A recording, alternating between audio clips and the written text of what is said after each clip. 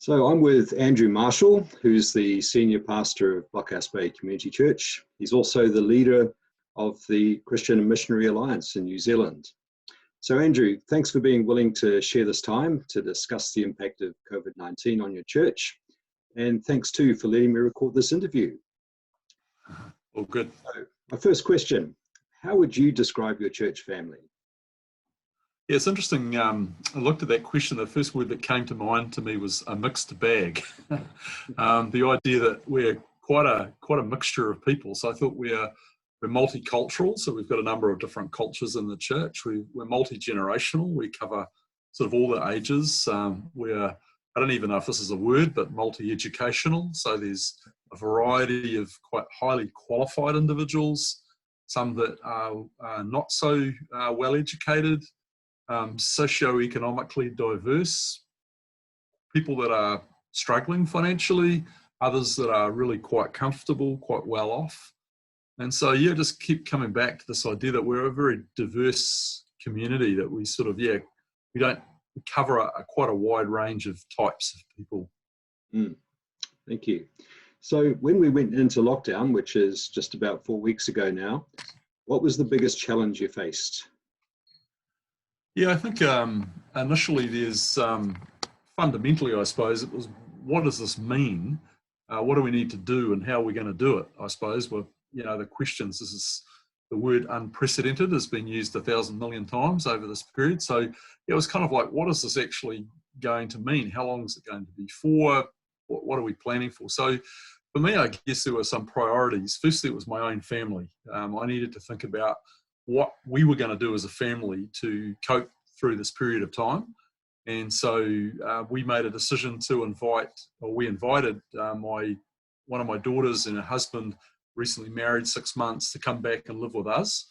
We also had a Mexican student who had some options about going home, who decided to stay. So in the end, there were going to be 6 of us, and all coming here and all primarily needing to work. So really the initial energy was, okay, let's make that happen. So setting up spaces, bringing furniture over, getting workstations organised, just making sure that everybody was going to be able to function in our house. So I think that was where a lot of energy went. The second part, not necessarily in order, because they were all kind of happening simultaneously, was my staff. So I have a staff member at church and a staff member in the Alliance office. So how are they going to function? What do they need to help them work from home? So that was, in both cases, they don't work from laptops. They work from sort of more modern desktop style, which are fairly simple, essentially a screen and a keyboard and a mouse. So it's getting them organised. What furniture do they need? Do they need to take chairs from work? And then for me, getting all the things that I needed to work from home, making sure that I was going to be able to function. And so that sounds a little selfish probably, but really I just needed to make sure that as a family, and then the wider staff family, that we were actually going to be able to function. And then after that, really it was how are we going to serve the church in this situation, and what sort of technology, what's going to be the style of our connectedness that's going to work for us. It's probably the first things that kind of came to mind for me. Yeah. Yeah, so it's a lot of things to deal with at the same time. Yeah, pretty much. And that was all kind of just within the first couple of days. So, we knew some things were happening, but I don't think anybody knew it was going to go from, I certainly was surprised it went from level 2 to level 4. Although there was a couple of days of level 3, I expected that would stay longer based upon the parameters that they'd said necessitated each level. But I wasn't expecting us to go that quickly into a total lockdown situation. So, it's around and just trying to not just survive. We've just run a series about thriving, and so I wanted to make sure we were able to do that. Yeah. Good. So as we've gone through this lockdown process, what are the most important things for you to focus on with your church? Yeah, I think keeping people connected to the church leadership and to each other in a way that they still felt that they were part of a church while they were in isolation. And so I think those 2 levels of connectedness. So we did some stuff to make sure that it wasn't just connecting with me, because I can't connect with everybody personally. So it was just, setting it up so people felt that the church as an organisation, as a body, and its leadership was connecting in a healthy way to its members, to its people. And there was also facilitating connectivity across that group, so through a variety of forms. And so that was the first thing really, is are people feeling connected? And that's kind of what flavoured our first service. When I look back at the 29th of March and just what that involved, it was very much about saying hi and being connected, and it was a bit raw and rough and crazy, but it communicated that idea that we want to stay connected. So I think that was one of the first thing around that. We wanted to stay a worshipping, praying, Bible reading, connecting community. So how do those elements fit together in this environment? How do we stay on mission? How's that going to work to continue to be what we call a tangible expression of Jesus? So that, that was some of the things that we began to consider and focus on as a church. So where we are today, it might be that New Zealand's not able to return to the 2019 normal within 12, 18 months. What impact do you think this will have on how you do church and how you understand the mission of the church? Yeah, I think this is a really complicated question, really. I think in terms of skill set, I think for me, I'm much better at responding to what's in front of me than predicting about what's going to happen a long way away. It's just how I personally work. So I guess my gut is that it's not going to impact the church for that length of time. It's certainly going to affect, I would say it's going to affect our country and our economy. But if our numbers continue to do what they're doing, as of today, the 24th of April, I think we're going to be able to be back at church in a much shorter period of time. And so I think from that point of view, I don't think church life is going to be impacted for that length of time. But one of the big things we're dealing with actually is we have a pastor that is due to be here coming from the United States. And so would be a full-time associate pastor and would essentially be arriving in 3 days if all had gone to plan.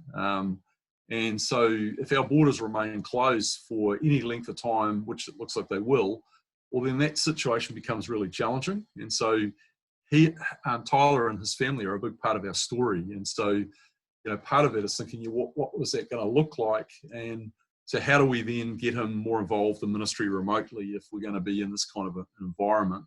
How do we get value for that? How does he stay motivated and connected to us, the community, long term?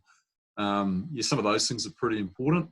I think the fundamental call of the church hasn't changed, but the methodology that we need to respond to that call is different. And so if we're not going to be as connected physically, well then how do we remain connected in other ways? And I guess thinking that through, there's sort of two sources, I suppose, of mission kind of outreach activity. There's the church-initiated stuff that we might call program. And so that in our case, kindergarten and mainly music, an English language class as mainstays, and then lots of other events throughout the year. But then there's also the individual sort of family, small group initiated stuff that happens in workplaces and sports teams and general contacts that people have. It seems to me that the church initiated program stuff is going to be a lot more difficult in this environment, but the sort of initiated by individuals and encouraged and supported by church leadership, it seems to me that's a much more natural process and something that can continue really well. I also have sort of a deep conviction, Bruce, that this is a time for the church to demonstrate its connectedness and its love for one another. And I would suggest that there is no organisation in New Zealand that is doing connectedness as well as the church is at the moment. I doubt your local rugby club is contacting its members the way we are. Most sports things are in free fall because they can't exist, and professional sports, gone south, and so I think this is an opportunity for us to demonstrate that connectedness outside of our little Zoom meetings and so forth. But for our friends and our neighbours outside of church to see that, hey, the church has responded brilliantly and is doing a great job with great diversity across the body of Christ. But hey, wouldn't it be neat to be part of a community that cared for each other in that way? And I actually think that's quite a strong witness that could come out of this. And that's, yeah, I don't quite know how to, I don't want to use the word kind of get mileage out of that, but that's kind of what I'm thinking is that actually that's one of our greatest strengths at the moment is to demonstrate in a long-term capacity that the church really does care about each other. And that's the Bible tells us that's attractive. So yeah, learning how to do that well. Excellent. So listening to you answer that question, I get the impression that you're hopeful for the future.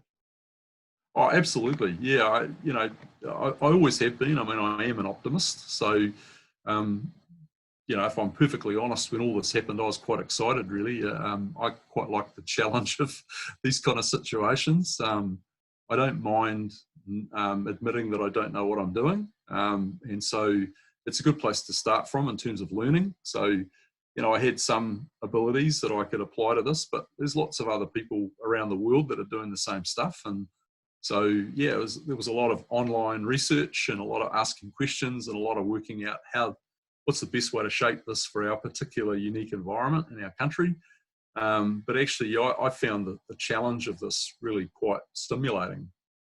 And I'm not wishing our pandemic, every couple of years to keep me stimulated, but it has for me been more stimulating than concerning or draining. I don't think worry has once really entered my psyche about this event. Although I do have some concerns about my friends overseas, particularly. I think New Zealand's done it pretty well.